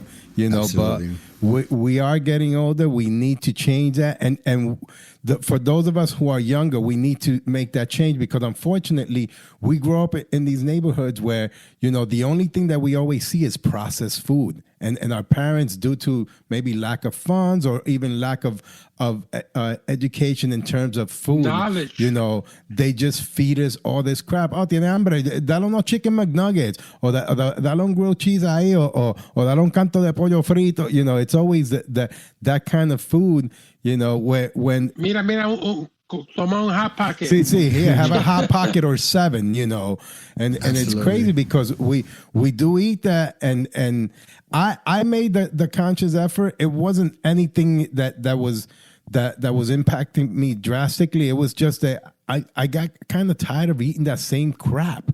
And I was like, man, you know, I'm always eating. When we say, oh, I'm hungry, the first thing is, Taco Bell, McDonald's, Wendy's. You know, you don't think, hey, man, let me get some cauliflower and make like a cauliflower mashed potato, or, you know, some turkey, you know, something a little healthier, some greens, you know, because I was allergic to greens. I mean, I'll eat anything, but I would pass right by the lettuce, the tomatoes. Allergic. Nobody's allergic to greens. No, I didn't say I was allergic to greens in that sense. I would just say that I would just walk right past them. You would run from it, yeah. Listen to him, George. He's drowning in his own words. Yeah, he's drowning. Go ahead, Casper. Go ahead. Te está ahogando, papi. But check this out. You know what the funny thing is? That we're culturally so used to doing that, like, especially with the McDonald's thing. Let's talk about McDonald's, because McDonald's was such a big part of our childhood, right? Mm-hmm. But that's where our parents took us for comfort food. And I'll be honest with you, I don't even know why I would even think about going to it. It doesn't taste the same. It doesn't taste like what we used to eat when we were kids. But la costumbre más fuerte que el amor, man. We go there on a constant basis, and just it's familiarity, man. It's how we think as Latinos, man. And being programmed. We spread love. We spread love through food. And even though the food is bad for us, it's like you know what my grandmother did to me? I'm going to tell you a quick story. My grandmother would always tell me to be careful with what I was eating. And she would say everything that Louis would tell me, right? Like, oh, tú eres muy lindo para estar así, tú eres un muchacho joven, you know, you have a lot of years ahead of you. And 3 days in a row, I stayed at her house, and she made me fried eggs. I asked her for fried eggs in the morning, and she made fried eggs with toast and the whole 9 yards, right? And the third day, she told me, papi, yo no quiero que tú comas más huevos porque eso te hace daño, es mucho colesterol, tú no puedes comer eso. So I was like, okay, well, make me whatever. She made me a grilled cheese with like 6 slices of cheese and a half a pound of butter slathered on it. And I'm like, really? Like, you know that the eggs was healthier, right? but it's just the way that, you know, it's just a shift that we're not educated in how to properly provide nutrition to each other. Just like we're not prepared for financial literacy and a whole lot of things in our community. Yeah. But the nutrition thing is really important because, yo, they're killing us, man. All this cancer and everything, it's all from the food, man. It's all the food supply. And I know this, but... And, you know, and something very important that you said, financial literacy. Yeah. You know, nowadays when I talk to my people about finances, I tell them the worst thing you could do is put your money in a bank. You know, because that's what we've been conditioned to. Yep, that keeps us poor. And you know, whether it's $3,000, whether it's $30,000, we put that money into a bank, and we're not making any money off that money. You know, I have learned, and I'll use myself as an example, brother. I have learned how to diversify my funds. You know, I play the stock market. I have a little bit of money on the side to pay my bills. You know, I have a retirement account. But you want to know something? I had to teach myself these things. Yeah, absolutely. Considering all the stuff that's been going on with the stock market up and down, and when it crashed, did you know? As of today, I'm still up 140% on my investment. I actually started 140%. When this COVID thing started, I decided to do the same. So I started looking at different stocks, and I actually have taken all the money that I'm not spending in restaurants, because I eat out all the time, right? And I figured out how much money I'm saving by grocery shopping and cooking, and I've been investing that. So I have like $600-700 right now in Robinhood in 4 different stocks. I have, I have 2 medical marijuana stocks. I have a tech stock, and I have my airline stock as well. And I'm just working on that. You know, I'm educating myself. I'm learning how to pick stocks that have dividends so that I can get paid additionally on top of the percentage that I'm up and whatnot. And I'm learning a lot. That's right. I'm learning a lot. You know, I think one of my top stocks is up 82%. So it's like, you know, so I'm doing good. I'm doing good. I'm only losing on one of them. I'm only losing, and it's by like 9 cents. It's something stupid like 9 cents. But I'll tell you what, a few years ago, I was at that Cuban restaurant that we had lunch at with Victor. What's the name of that place? And I always forget. Oh man, give me Mambo's Cafe. Mambo's Cafe. Okay, cool. Mambo's Cafe in Glendale, right next to Burbank. Nice. It's on the border. I love that place. So I was having lunch with Victor Rasood and my boy Seth, who's a writer. You know, Seth. Mm-hmm. And so he told us about this weed stock. And he said, "Yeah, man, I bought it at like $1.50 a share, and it's up to $3. So I go home, I look this stock up, I go in and I buy $15,000 worth of this stock. Within 3 weeks, that stock went from $3 all the way up to $9, bro. Oh my God. Okay. I pulled out. Check this out. I pulled out of it.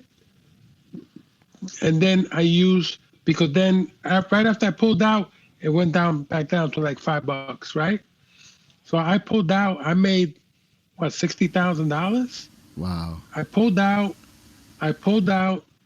and then I bought like $20,000. So I was playing with their money. Mm-hmm. At that point, You know what I mean?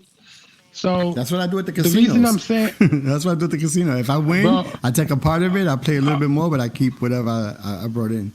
No. I don't, you, bro. For me to spend a quarter in the casino, that's like a lot.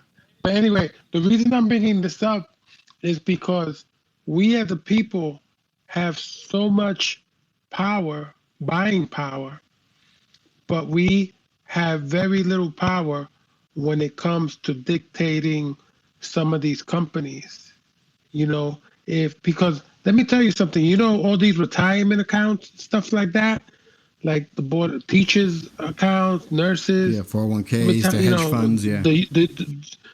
You know, that's a lot of brown, black people, you know, that we're talking billions of dollars. And their unions invest that money. But they don't trickle that down to their membership to say, oh, you know what you guys should do? Maybe every 2 weeks, buy $50 of a stock or something. You know, they're not encouraging because we need to have that power. And the only way we're going to get that power is if we educate ourselves. And, you know, like I said, you know, with what you're doing, it'll be really important to maybe come up with an aspect of teaching people in the Latin community, hey, you know what? You don't need to live from check to check. Yeah, we just signed a new creator company called Unidos Fin. and they're going to be doing a bilingual financial literacy column on Sofrito for Your Soul, effective August. So it's coming. Let me know. I could use myself as an example. Absolutely. You know, and the thing is that you just got to be smart about it. You know, so we have talked about social media, we have talked about your health, we have talked about finances, we have talked about our history together. You know, you have any questions for us, George? Nah, man. I just I have a million questions for you, and I think that needs to be a whole interview. To be honest with you, George, I'm gonna allow you to ask me 2 questions. Ooh, George, you damn. need to. He's giving you the opportunity to ask him 2 questions, anything, and Louis, you have to answer truthfully. Okay, so the first question is going to be that you really caught me off guard. The first question is going to be, I want you to talk to me about the first time you ever stepped on stage, because I know that you were big in theater. That's where you got your beginnings. I know that much about you. So tell me about the first time you got on stage and what that felt like, and what was the aftermath. Okay, so the first time I stepped on stage was in high school. It was the school play. It was Bye Bye Birdie. My gym teacher, Fred Egghouse, was directing the play, and I always used to bust his chops in gym class. So one day I'm going past the auditorium and I see him in there, and I walk in and say, "What you doing?" I said, "I'm directing a play." And I go, "Dude, you can't even run a gym class. You're gonna direct a play?" So he takes the script and throws it at me and said, "Let's see what you can do." So I kind of opened myself up to his challenge. Uh-huh. I ended up playing the role of Mr. McAfee, which was originated by Paul Lynde, great comedic actor. I love Paul Lynde. He was in Hollywood Squares back in the days. Yeah, and so I did the play, and the aftermath was first of all, I was a nervous wreck. Getting out my first line was the hardest thing I've ever done in my life. I was sweating like crazy, and then I had to sing too on top of that. Tu canta. Papi. Canta bien, pero se oye mal. Seguro. Él canta bien, pero se oye mal. Casper, mira, I warn you, Casper, I do have that magic chancleta that can go from here all the way down to Florida, so cuidado. All right. Pero, so the aftermath of doing the play was I got to make out with like a lot of girls. I like the bonus. Yeah, that was the bonus. And there was this girl in the play, and I really liked her and everything. And anytime during the dance part, I was never supposed to dance with her, but somehow she always ended up in my arms because I would cut in front of her partner before we had to switch off, But the aftermath was like, and people wrote it in my yearbook. Nice. Dude, you're gonna be somebody and all this and all that. And it was a beautiful aftermath because, like I said, I was challenged. I lived up to it. I have fun doing it. And here we are talking today. What's your next question? My next question. Your second and last question, George. My second and last question. Given the state of Hollywood as it stands today, if you had to write a blank check to a Latino creator to create something in Hollywood that would carry your legacy, what would it be? And who would it be to? Well, who would I write the blank check to? Yeah, as of right now. I'll be honest with you. Definitely Casper. Cabrón, cut that out. I'll be honest with you. I would probably write that check out to my son, Semi Guzman. Ooh, nice. You know, very talented young man. And Yeah, and basically, I would love to do a story about my life from the perspective of, and we all know this. We all know our moms, our abuelas used to always have that little seat by the window with a pillow out overlooking the street, the neighborhood. That to me is my legacy, you know? And I would want to write about that. I would want to write about that and living on the 5th floor walk up and seeing the neighborhood, seeing the changes in the neighborhood, seeing who was left, because that's a story there. Though you know what? I consider those all my influences, and it's such a beautiful story. And believe it or not, I've outlined it already. I really have, because it's not just my story. It's pretty much a lot of our stories, you know, because I'm just a piece of all the broken mirrors, you know, and I want to put all those together, because I feel again it will reflect such a beautiful legacy, upbringing, knowledge, education, you know, trials and tribulations, you know.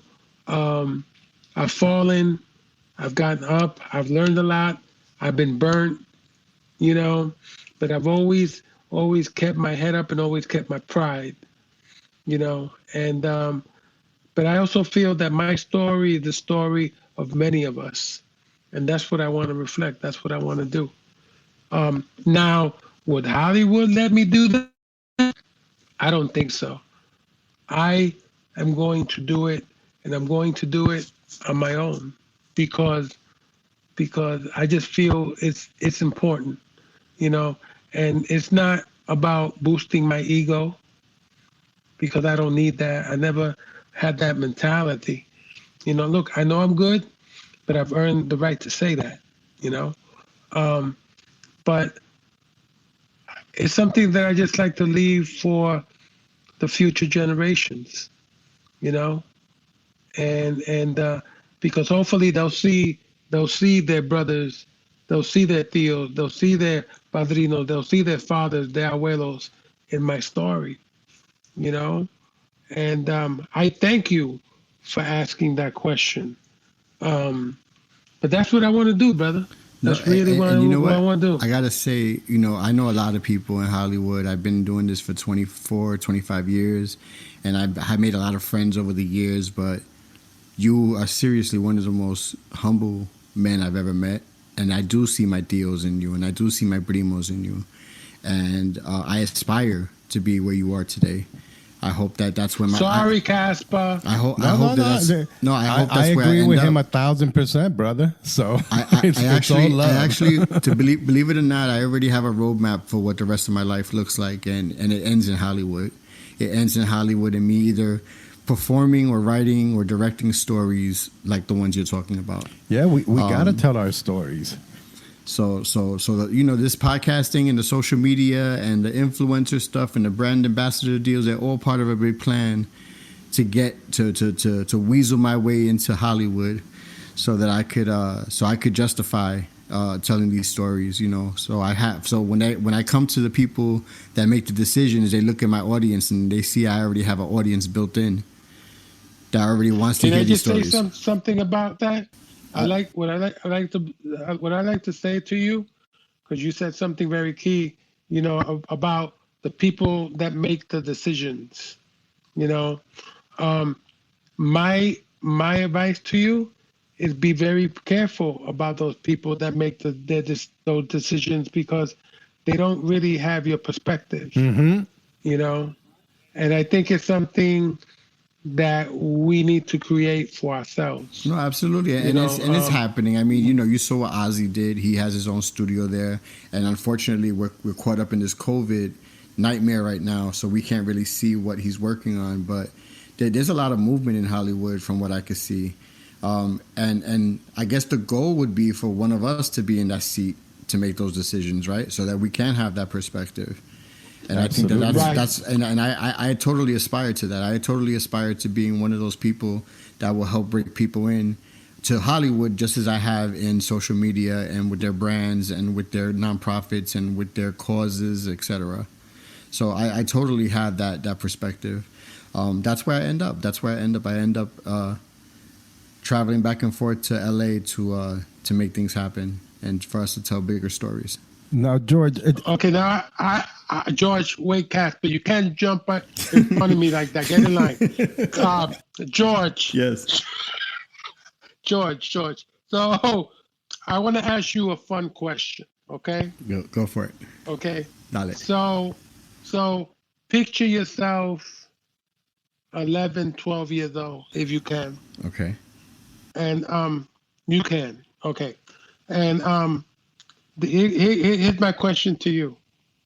What if, and considering what's going on today, right, with the whole COVID-19, ready? Yep, I'm ready. What if your mom and dad were your teachers? How would that go? They mom were and dad- homeschooling him. Well, my mom and dad were my teachers. They taught me everything not to do. That's the honest answer. My grandmother was my teacher. If I imagine a COVID world, I would imagine myself just as I was on the weekends in her kitchen, and her talking to me about the Young Lords and talking to me about the Tainos and talking to me about our family's legacy in Puerto Rico. My family they were the butchers of San Juan for over 100 years, distributing meat to the whole island. Carnicería del Viví in Puerto de Tierra. I have it now. I mean, I'm Urban Jibaro because of my grandmother, and Sofrito for Your Soul is a direct tribute to her, and everything I do is a tribute to her. But I would think that if I had more time with her, then that would just be amplified, and I probably would have had the confidence to do bigger things sooner. I think there were a lot of lessons that she taught me that, uno un poquito cabezaduro y cogiendo calle, I just didn't pay attention to. So if COVID was the norm and I was home, then I wouldn't be in the streets and I would have been able to amplify her lessons. Okay. Very good. Okay, Casper, now you're welcome to come back in. Well, I wanted to wrap it up with George. George, I know that you're doing a lot of great, exciting things. You want to give our audience maybe some of your social media names to follow, things to follow you with. And also, before you do that, we definitely have to talk about that you were just recognized as a hero by people in Espanol. If you can talk a little about that and then give us the social media and where to follow you.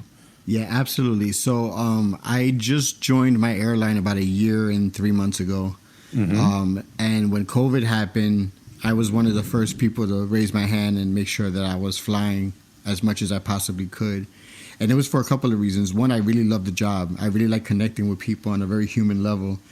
I learned so much from just talking to people on a daily basis. But I love the airline so much because of my history with it. I worked on their brand as a blogger, as an ambassador for 6-7 years prior to joining them. So I feel like I'm the face of the brand. So I felt the responsibility to be there to comfort people, especially those San Juan flights, especially those Santo Domingo and those Santiago flights, those Havana, Cuba flights, those Jamaica flights, those Haiti flights. Those are my people. Those are my Caribeños, right? So I wanted to be there. So somebody took notice. I had an influx of compliments to the airline. I got quite a few letters of recommendation and things like that from different passengers, especially some of our Mosaic members, which are the elite members of our clientele. And hello. And then yeah, absolutely. I know. I know it's your favorite airline. So that's right. So somebody took notice, and I got a call from communications, and they told me that people in Espanol wanted to pay tribute to flight attendants for being one of the what they called #beautiful heroes. And I got selected to represent the aviation industry as a beautiful hero. So I'm super essential workers. proud of that. My mom is just over the moon because she loves people in Espanol. So she was just like, "What? Mi hijo está people en español." That's awesome, man. Well, congratulations. So it's definitely it's definitely proud, and it's so funny because you think like I've had such a big career in media and everything, and I come into this company with a pure heart of just wanting to do a really good job. It's an entry level job. It's not a very well paying job. But it's a job that gives me freedom and it makes me happy. And I took this job, and a year later, just because I did it with my heart, somebody recognized that, and I'm so grateful for that, man. Because it just shows me what my grandmother told me all along. She told me, "Si vas a hacer un lavaplato, sea el mejor best lavaplato. one, yep. Be the best damn dishwasher." So I always took that very seriously. And also, I just want to add to that, you are a beautiful human being. And I'm very proud of you for that. Always have been, always will be. And that airline that you work for, they went out of their way to really help out in Puerto Rico after Maria. Absolutely. And they did a lot. And I've been in communication with some of the executive people there and stuff like that. And they've always been very receptive. So let's give them a shout out, man. Shout out to JetBlue, man. Absolutely. Shout out to JetBlue. Vamos a decirlo ya. I love JetBlue. Todo el mundo lo sabe. Good. Todo el mundo lo sabe. And wrapping it up, George, how can we follow you on social media? Give us a couple of your handles: Twitter, Instagram, Facebook. Where can we look for you? I keep it super simple. It's sofritoforyoursoul.com. It's the main website. And my handle is @Urban Jibaro. If you're interested in business, if you're interested in booking me for any type of project, you can reach out to me directly, or you can go to Talento Unlimited. That's the agency that represents me. They take care of all my bookings, brand ambassadorships, appearances, etc. They're dope. Big shout out to Christy and Michelle for adding me to their roster. Awesome. Well, thank you. Well, thank you for being on the show, George. Thank you for telling us your story. I mean, thank you for being who you are, brother. I appreciate it. Thank you, papi. And abrazo. And I hope to be bendiciones to you. Go ahead. No, I was going to say bendición, and I hope to be here some more. I hope to be able to bring some value to this new project that you guys have. So consider me a resource. Brother, always. You already have, man. You already have. And keep doing what you do, my brother. And shine on, baby. Shine on. Bueno. We'll talk soon, okay? Lo quiero mucho. Take care. Bendición. Thank you, brother. Igualmente. Abrazote.